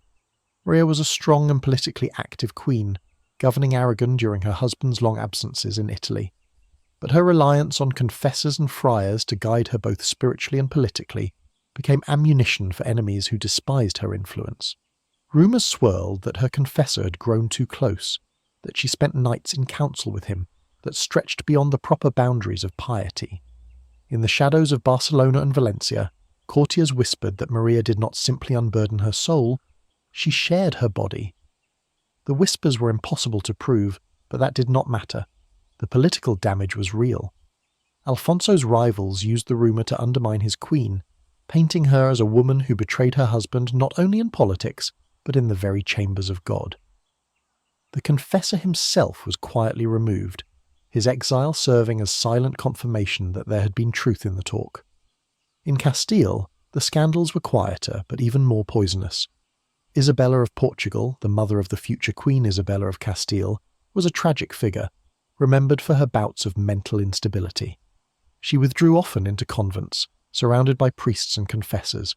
Chroniclers hostile to her family took these retreats as proof of corruption. They suggested that Isabella's instability was not simply madness, but the fruit of sin, that she had been seduced by confessors who exploited her weakness. These rumours lingered long after her death, casting a shadow over her daughter's reign. When Isabella of Castile rose to power and became one of the most formidable monarchs of her age, her enemies dredged up her mother's reputation, whispering that madness and lust ran in her blood. The connection to confessors was central. If Isabella of Portugal had been corrupted in chapels, then who was to say her daughter was not vulnerable to the same? The story was less about truth than about taint, a stain upon a dynasty that could never be washed away. The Inquisition, established in Spain in the late 15th century, added a new and terrifying dimension to these whispers. The very body tasked with rooting out heresy and sin began to hear cases of priests accused of intimacy with women, including noblewomen. To accuse a confessor of exploiting the sacrament was to accuse him not only of lust but of blasphemy. Trials were held behind closed doors, verdicts whispered rather than shouted, but the outcomes were deadly. Priests were imprisoned, defrocked, sometimes executed, not always because of what they had done but because of what they symbolized: corruption within the holiest office of all. And when the woman involved was royal or noble, the trials took on an added layer of silence. The Inquisition could not afford to publicly shame a queen, and so the scandal was buried. The priest bore the punishment, and the princess bore the whisper. Satirists and poets in Spain also seized upon the trope of the corrupt confessor. Plays and verses depicted friars slipping into the chambers of noblewomen, cloaked not in holiness but in lust. These works, though often comedic, carried a sharp edge of truth. They reflected the suspicion that everyone already felt, that confession was not as pure as it seemed, that priests were not as holy as they claimed, and that women, even princesses, were being compromised behind the lattice of the confessional screen. In these works, the princess was often depicted as naive, the priest as cunning. The laughter masked a deeper fear, that power and piety had merged into something grotesque. The Spanish scandals were unique in one respect: their silence. Unlike France, where chroniclers shouted scandal from rooftops, or England, where propaganda turned it into political theatre, Spain preferred to bury its whispers. The monarchy and the Inquisition worked together to suppress open talk of royal corruption. But silence did not mean absence. Rumours thrived in the quiet, passed in markets and courts, growing darker with every retelling. The less that was spoken publicly, the more vivid the imagination became. To this day, the specific details of many Spanish scandals remain murky, precisely because they were smothered at the time. But their existence is undeniable, preserved in fragments of chronicles, in the sudden exile of confessors, in the quiet erasure of names from records. The paradox of Spain's silent scandals is that they may have been the most destructive of all. In France and England, a queen might fall loudly, her disgrace known to all. In Spain, a queen or princess lived under a shadow that never lifted, a rumour that never quite surfaced but never went away. Her piety was always suspect, her confession always tainted, her intimacy with her confessor always a potential weapon in the hands of rivals. The silence did not protect her. It condemned her to suspicion without resolution. For the women of Spain, the danger of confession was magnified by the culture of secrecy. They were expected to confess often, to demonstrate piety, to model holiness for the kingdom. Yet every act of devotion was also a risk. The Inquisition's presence meant that priests themselves lived in terror, but also that women had no recourse if they were exploited. To accuse a confessor was to invite ruin upon oneself, to admit that one had been tainted. And so the silence endured, thick as the incense in the chapels of Castile and Aragon. Spain's silent scandals remind us of the double-edged nature of medieval rumour. They show us how power operated not only in what was said, but in what was unsaid. A whispered accusation could topple a priest, exile a confessor, stain a dynasty, all without ever being spoken aloud in public. The silence was part of the scandal itself, a silence that echoed louder than any cry. And in that silence, the image of the princess and her priest was forever fixed, their intimacy both denied and believed, both hidden and eternal. By the time Isabella of Castile and Ferdinand of Aragon forged the new Spain, uniting kingdoms under one crown and one faith, the weight of these whispers was already baked into their rule. Isabella's fierce devotion to confession, her reliance on confessors for counsel, was praised by her allies but mocked by her enemies. Pamphlets hinted that she was too close to her spiritual advisors, that her piety was not pure but compromised. Nothing was ever proved, but the shadow of her mother's reputation, the silence of Spain's courts, gave the rumours a foundation they did not need evidence to support. Even the most powerful queen in Spain's history could not escape the silent suspicion that she too might have given more than her sins to her confessors. In the end, Spain's silent scandals are perhaps the most haunting of all. They remind us that in the medieval world, truth mattered less than belief, and that silence itself could be damning. The princess who knelt before her priest in Castile or Aragon may have confessed only her sins, or she may have confessed her desires, or perhaps she confessed nothing at all beyond what the church required. It does not matter. The silence that followed was enough to condemn her, and in that silence, the whisper took root that somewhere in the chapels of Spain, a princess had once given herself not to God, but to her priest. The act of confession was meant to be holy. It was supposed to be a cleansing, a purging of sin, a moment when the soul was laid bare before God and forgiven through the words of his servant. But in the medieval imagination, confession was also dangerous, and for women, particularly those of royal blood, it could be lethal. It was dangerous not only because of the sins it revealed, but because of the power it gave to the one who listened. For a princess to kneel at the screen, to whisper her darkest thoughts, was to make herself vulnerable in a way that could be exploited, twisted, or weaponized. Confession was a ritual of salvation, but it was also a ritual of risk, and every word spoken in the secrecy of the confessional carried the possibility of scandal. From the earliest days of its formalization, the Church recognized the unique hazards of confession. By the decree of the Fourth Lateran Council in 1215, confession was made compulsory for all Christians at least once a year.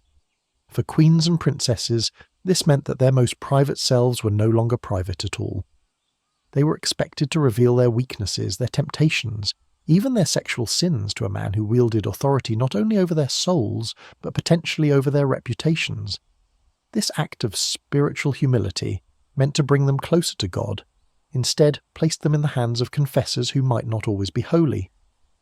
Manuals for priests warned them not to linger too long with women, not to ask probing questions about sex, not to let themselves be swayed by beauty or tears. The fact that these warnings were necessary shows how common the danger was perceived to be.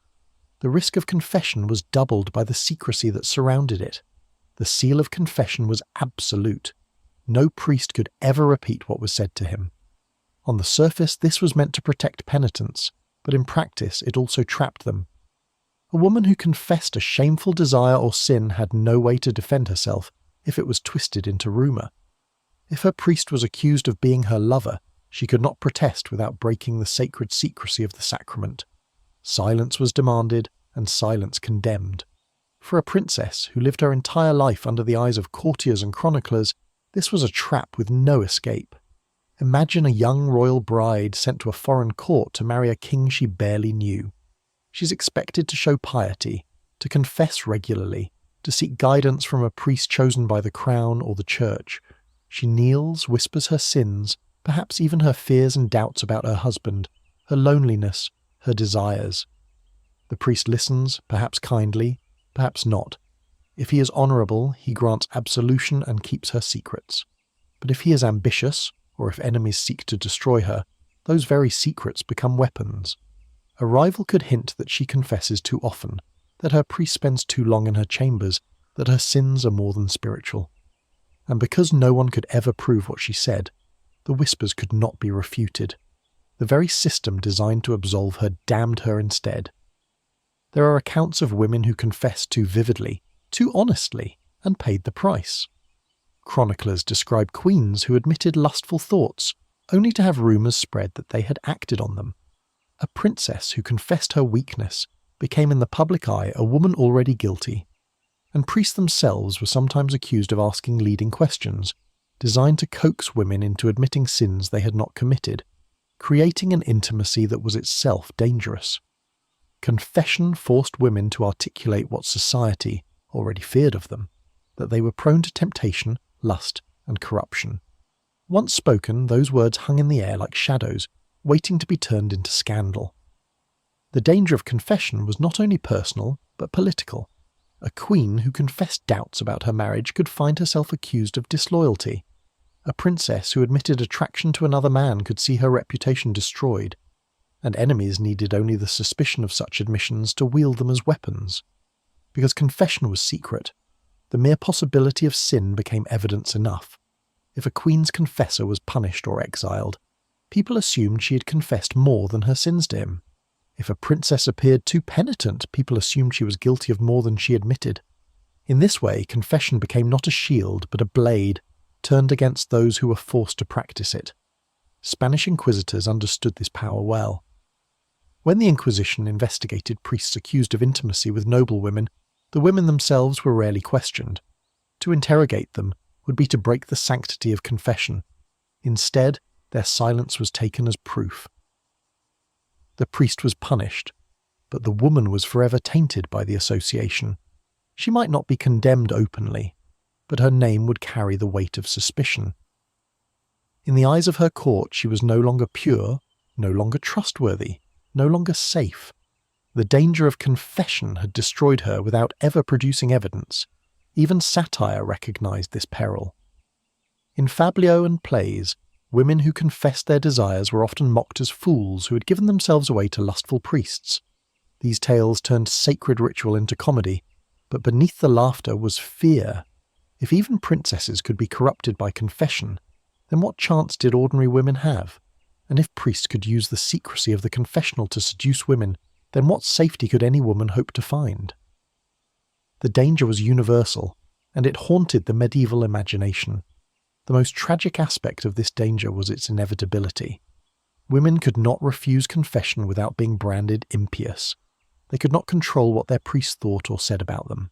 They could not silence the whispers that spread whenever they were seen too often in chapels. And they could not defend themselves without breaking the very secrecy that condemned them. For royal women, the stakes were even higher. Their reputations shaped dynasties, their purity secured alliances, their confessions carried political weight. The danger of confession was not only that it exposed their sins, but that it exposed them to the merciless court of rumour, where innocence and guilt were indistinguishable. Thus, the confessional, meant to be a sanctuary, became a place of peril. For a princess, each whispered word was a risk, each meeting with her priest a potential scandal. The danger was not only in what she said, but in what others imagined she said. And in the end, the truth no longer mattered. What mattered was the whisper, the rumour, the belief that confession itself was corrupt. And so the princess who knelt before her priest did not only confess her sins, she confessed her vulnerability. And in the medieval world, that vulnerability could be fatal. By the late Middle Ages, the story of the princess and her priest was no longer just a whisper of sin. It had become one of the sharpest political weapons in Europe. It did not matter whether the rumours were true or false. What mattered was how they could be wielded. In a world where the legitimacy of a dynasty rested on the purity of its women, and where the authority of the church rested on the holiness of its clergy, nothing cut deeper than the accusation that a queen or princess had betrayed her marriage bed with a priest. It struck at bloodlines, at alliances, at faith itself, and once unleashed, the rumour could not be contained. The weaponization of rumour was not new. Courts across Europe had long used gossip as a way to discredit rivals, but the intimacy of the confessional gave these whispers unique potency. If a queen spent too much time with her priest, it could be spun into evidence that her children were illegitimate. If a princess leaned too heavily on a confessor's counsel, it could be painted as proof that she was a puppet of lust rather than a figure of wisdom. The accusation undermined not only her but her entire dynasty. For men hungry for power, for factions seeking advantage, there was no easier blade to wield than the suggestion that holiness had been corrupted by desire. France, with its turbulent Valois court, provides some of the clearest examples. During the 100 Years' War, when rival claimants fought over legitimacy, chroniclers and propagandists eagerly spread tales of queens who betrayed their kings. Isabeau of Bavaria, already accused of extravagance and manipulation, was whispered to have lain with priests. The story served a purpose. It painted her son's claims to the throne as questionable, undermined her influence during the regency, and gave enemies ammunition to portray her as the ruin of France. Whether or not she'd ever crossed a line in confession did not matter. The rumour was enough to delegitimize her, to stain her name for centuries. The political weapon had done its work. England too saw confession turned into scandal with deadly precision. When Anne Boleyn rose as Henry VIII's second queen, her enemies used every possible slander to destroy her. Though her trial focused on alleged affairs with courtiers, whispers circulated that her reformist sympathies brought her too close to priests who supported her cause. These whispers served the conservatives at court who sought her downfall, framing her not as a queen of reform, but as a woman corrupted by unholy counsel. Later, when she fell, her hours in chapels and her private prayers were reinterpreted as evidence of sin. Her reputation was not undone by facts, but by the political usefulness of rumour. Catherine Howard's destruction followed the same script. Her youthful indiscretions were exaggerated, embroidered with hints that men of the cloth had been among her early companions. Even if this was not true, the narrative was irresistible. The young queen, tainted before she reached the throne, too lustful to remain pure, corrupted even by the men who should have protected her soul. For her enemies, the accusation was not only about her body but about the Howard family's ambition. To paint Catherine as corrupted was to weaken her entire clan, and so confession, once again, became a political weapon sharpened against her. Spain's dynasties, already shadowed by the Inquisition, found the confessor-princess relationship especially vulnerable to manipulation. When Queen Maria of Aragon governed in her husband's absence, her reliance on confessors for advice was turned into slander. Enemies suggested she was ruled by lust, not piety, that her priests were not holy men but secret lovers.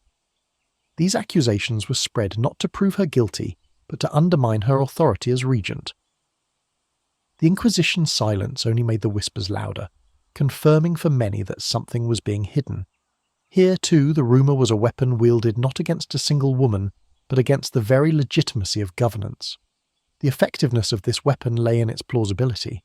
Everyone in medieval Europe believed that women were prone to lust, that priests were prone to hypocrisy, and that secrecy bred sin. The confessional was perfectly designed for suspicion. No one could know what passed between priest and princess, and so everyone could imagine the worst. Political enemies had only to plant the seed, and the culture itself watered it. A whispered accusation grew into rumour, rumour into scandal, scandal into history. And once written in chronicles, it became eternal. The political weaponization of these rumours also reveals the precariousness of women's power. Queens and princesses were often at the centre of dynastic politics, arranging marriages, bearing heirs, even ruling as regents. Their influence threatened men who preferred power to remain in male hands. By accusing them of intimacy with priests, enemies could strip away their authority. A queen who guided policy could be dismissed as corrupted by her confessor. A princess who bore an heir could be accused of illegitimacy. In both cases, her political role was destroyed. The weapon did not need to kill her body. It killed her reputation, which in medieval society was the same as killing her power. Priests, too, were casualties of this weapon. By accusing a confessor of seducing a princess, political enemies could strike at factions within the church. If a priest belonged to an order opposed to another, Franciscans versus Dominicans, for instance, an accusation of intimacy could eliminate him and his influence at court. The rumour thus served not only secular but ecclesiastical rivalries. The fall of a confessor was not simply scandal, it was strategy. What made this weapon particularly cruel was that it required no evidence. A glance between queen and priest, a late-night meeting in a chapel, a whispered word misheard by a servant. All of these could be spun into proof of lust. The secrecy of confession ensured that no one could ever disprove the charge. Silence itself became guilt. And so, once the rumour was launched, the accused had already lost. Their innocence was irrelevant. Their reputations had been claimed by the political battlefield. This weaponization reached its peak in propaganda. Pamphlets, plays, and even sermons carried the image of corrupt queens and predatory priests.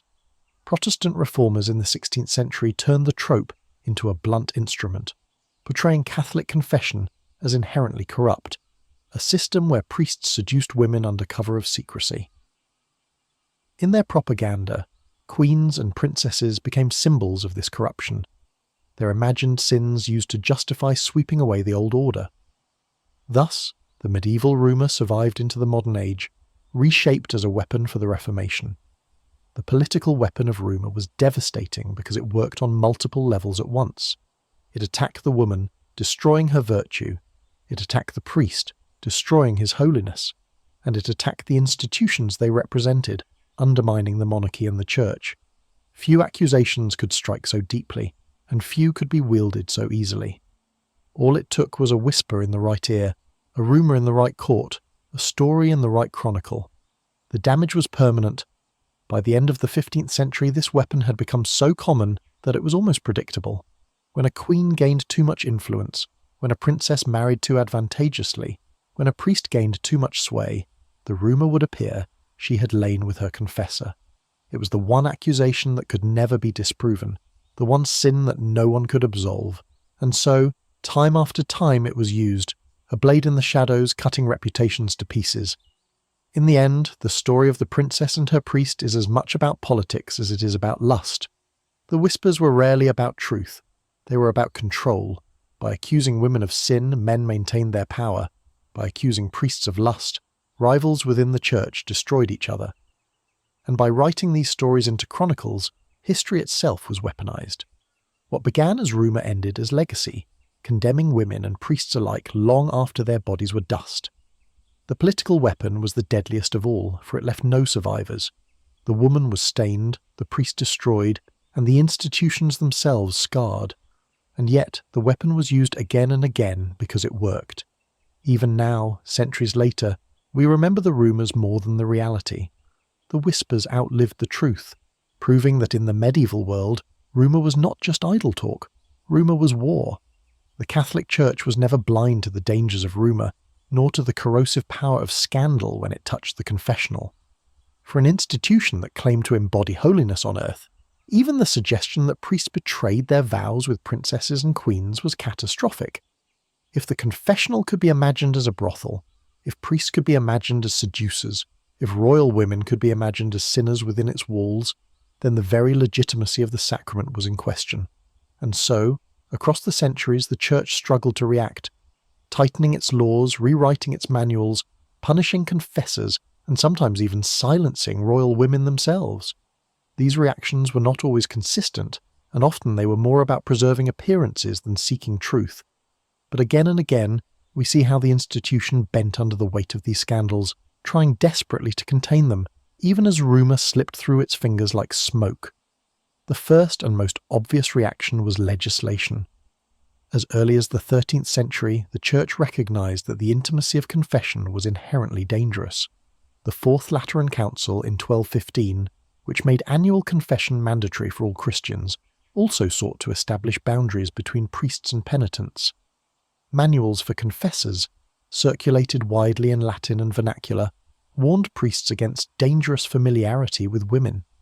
They instructed that confession should take place in churches, preferably in public spaces with others nearby.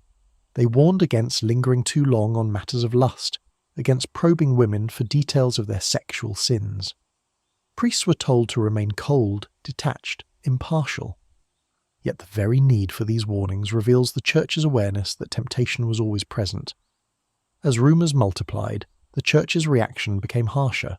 Bishops and synods issued decrees forbidding priests to hear confessions in private chambers, insisting instead that confessionals be open, visible, and supervised.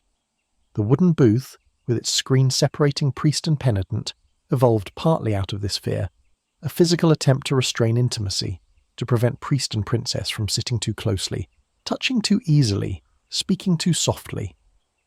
Architecture itself became a weapon against scandal, as chapels redesigned their confessionals to minimize temptation.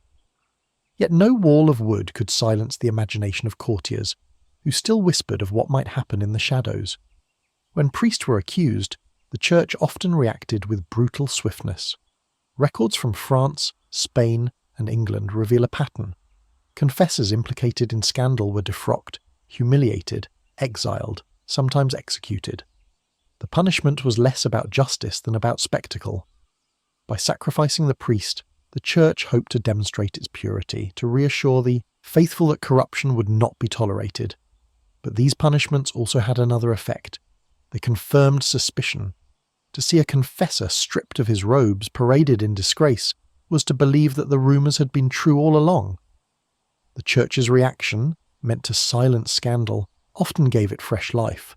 At the same time, the Church was deeply reluctant to expose royal women to public scrutiny. To put a queen or princess on trial for intimacy with her confessor was to risk destabilizing dynasties, undermining alliances and humiliating monarchies on which the Church depended. And so, the usual solution was silence. The priest was punished, the woman was ignored. Her name might be whispered, her reputation stained, but rarely would she face formal charges. This double standard protected dynasties but left women defenseless against rumour.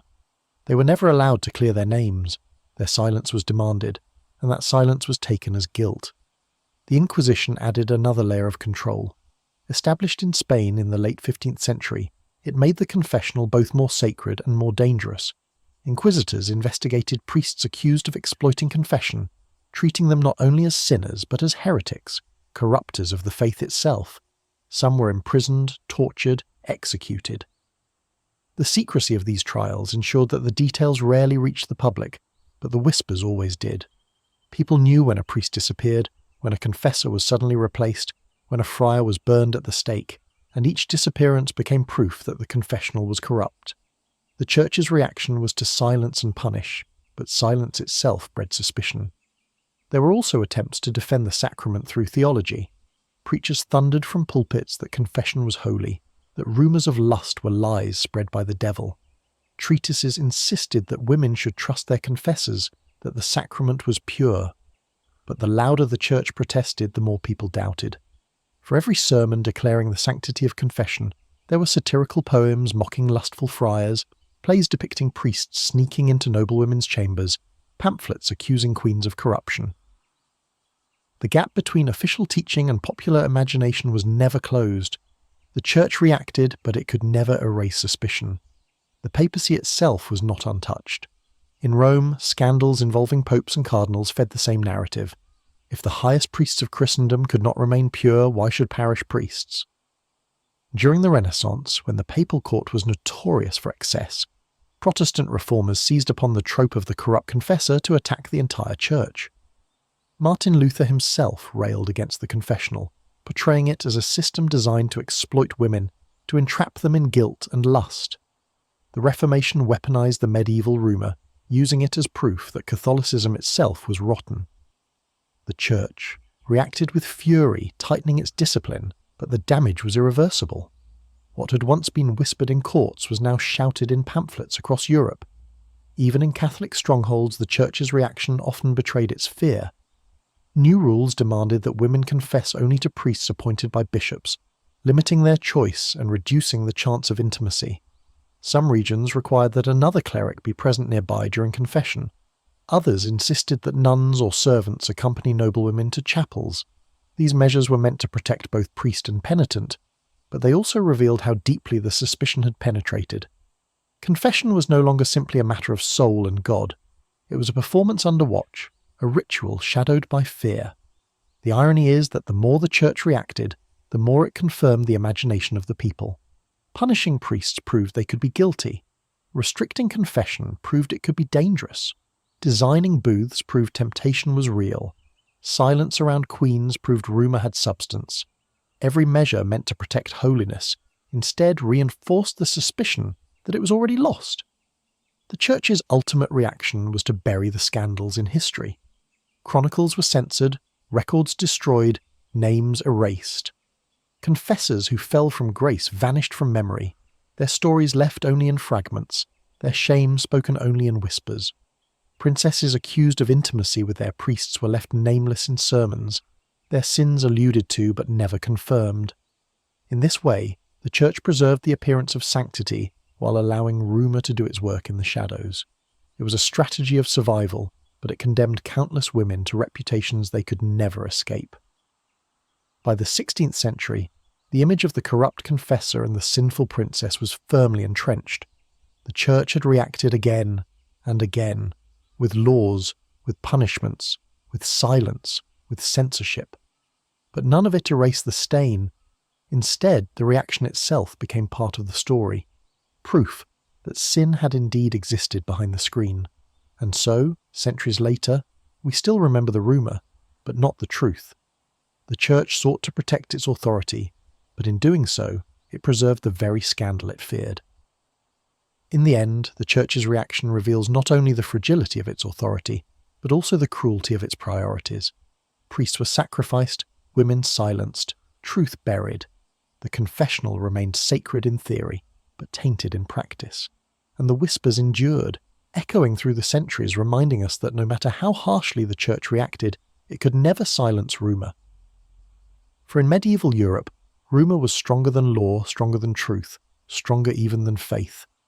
By now, as the stories of queens and princesses and their confessors stretch across the centuries, the question presses on us with growing urgency. Were these scandals real, or were they simply lies sharpened into weapons? Did royal women truly cross the line with priests seduced by intimacy and secrecy, or were they the victims of a political imagination that needed them guilty to keep the machinery of power intact? To answer this is not easy, for the records themselves are poisoned. What survives of medieval rumour is not a neutral account, but a patchwork of hostile chronicles, satirical verses and propaganda. The voices of the women themselves are nearly silent, drowned out by the men who wrote their reputations for them. And so we are left in the shadows, wondering, was it forbidden love, or was it a deadly lie? There is reason to believe that at least some of these affairs might have been real. History is filled with stories of priests and women, noble and common alike, who broke vows and crossed boundaries. Celibacy was often more preached than practiced. In many towns, priests were mocked for keeping concubines, for fathering children, for openly betraying their vows. If this was true for ordinary clerics, why should confessors at royal courts be immune? They too were men of flesh and blood, exposed daily to the intimacy of vulnerable women. For a princess or queen, starved of affection in a loveless political marriage, the confessor might well have been the only man to whom she could speak honestly, the only man who listened without judgment. From intimacy grows desire. From desire, perhaps, the crossing of boundaries. It is not impossible that in some darkened chapels, in some quiet chambers, forbidden love was indeed born. And yet we must weigh this against the overwhelming force of politics. For every whisper that may have contained truth, there are dozens that reek of invention. The pattern is too consistent, too convenient, too perfectly suited to destroy powerful women. Again and again, when a queen gained influence, when a princess's marriage bore political weight, when a dynasty seemed secure, suddenly the rumours appeared. She was too close to her confessor. She spent too much time in chapels. She whispered too often. The accusation did not require evidence because it exploited cultural assumptions, that women were weak, that priests were corrupt, that secrecy hid sin. And once planted, the rumour grew into truth simply by repetition. In this sense, the accusation was a deadly lie, effective, devastating, and perhaps far more common than any actual act of forbidden love. Consider the fate of Isabeau of Bavaria, wife of Charles VI of France. Chroniclers portrayed her as a woman of insatiable lust, accusing her not only of incest but of intimacy with confessors. Yet when we examine the evidence, what remains? Political enemies, hostile chroniclers, exaggerated accounts written to explain the downfall of a kingdom. The truth of her actions is lost, and perhaps it never existed. What mattered was not whether she had sinned, but whether her supposed sins could be used to delegitimize her children and allies. The lie was deadly, because it was believed, not because it was true. The same pattern holds in England. Catherine Howard's youth in a noble household was embroidered with tales of inappropriate intimacy with priests, but the evidence is absent. What we see instead is the political need to destroy her once she failed to bear an heir for Henry VIII. Her downfall required scandal, and the easiest scandal was the familiar one. The young queen was corrupt, tempted by men of God. In this case, too, the forbidden love was almost certainly a deadly lie, manufactured to justify her execution and weaken her family. Spain's silent scandals reveal another dimension. There, the accusations were rarely made openly, but the sudden exile of confessors, the whispered rumours of Queen's compromise suggest that something was always suspected. Were the women guilty, or were they merely victims of suspicion? The silence itself makes it impossible to know. Perhaps some were guilty, but others were innocent and condemned by association. In such silence, the deadly lie thrived, because truth was buried beneath secrecy. What we must recognise is that the medieval world was primed to believe these stories, whether they were true or not. The cultural script of woman as temptress and priest as hypocrite was so strong that any rumour of intimacy between them was instantly plausible. No one questioned whether a princess might simply be devout, or whether a confessor might truly be holy. The assumption was always corruption. This is why the rumours worked so well as political weapons. They needed no proof. They were believable by default, and yet, the possibility of forbidden love cannot be dismissed entirely. Behind the noise of propaganda, behind the cruelty of misogyny, human desire still existed. Some queens may have fallen in love with their confessors, just as some priests may have succumbed to temptation. To deny this is to deny their humanity. But the tragedy is that we cannot know which stories are true and which are lies. The records are too corrupted, the silence too deep, the chronicles too hostile. We are left only with shadows, whispers, half-formed images of women accused and priests destroyed. Perhaps the greater truth is that whether forbidden love ever happened or not is irrelevant. What mattered was the belief that it could happen. That belief was deadly, more powerful than fact. It shaped reputations, toppled priests, undermined dynasties, and haunted history. The princess and her confessor became symbols of corruption not because of what they did, but because of what people believed they had done. The lie was as destructive as truth, and perhaps more enduring. As we step back, the line between love and lie blurs. The women themselves are silent, their voices lost to time, the priests are forgotten, their names erased. All that remains are the accusations, the chronicles, the propaganda. We cannot separate the true affairs from the invented ones. And so, the question, forbidden love or deadly lie, may never be answered. Perhaps it was both, at different times, in different courts, for different women.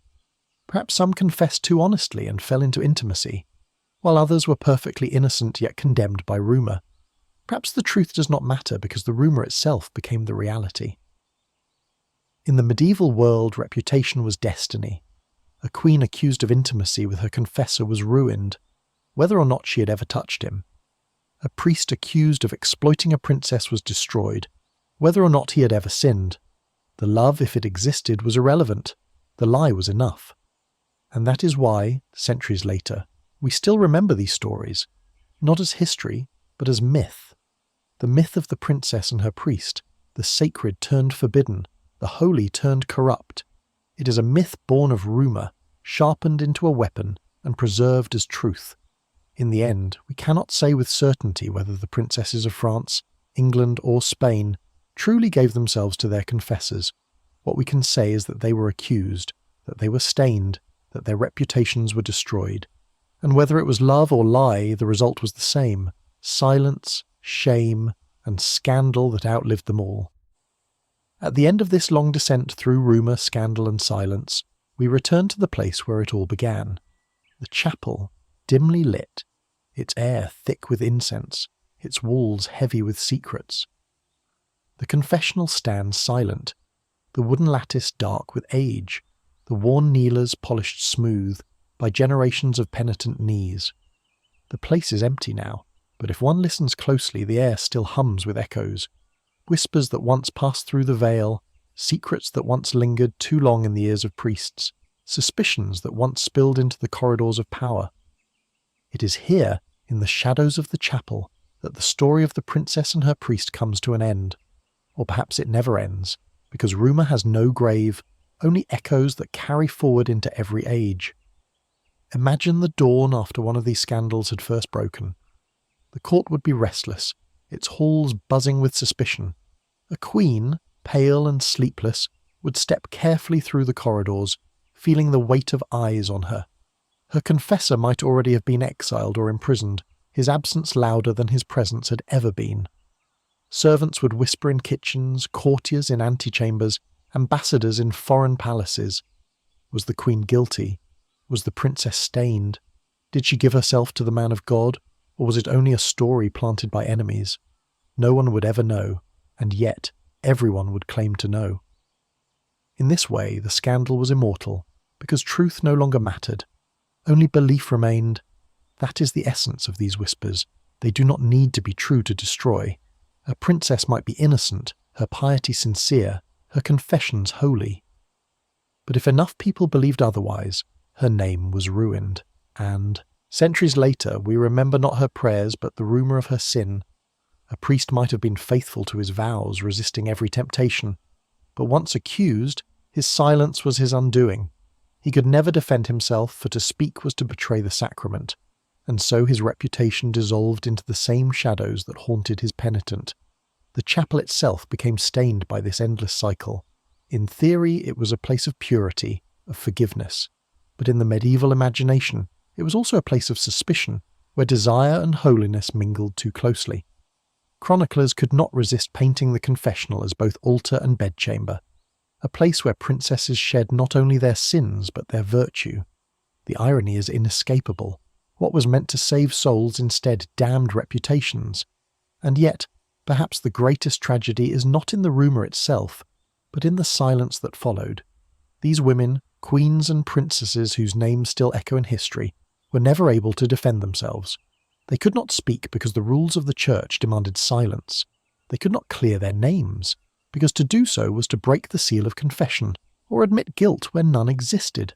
And so they carried the stain in silence, their reputations handed over to the men who chronicled their lives.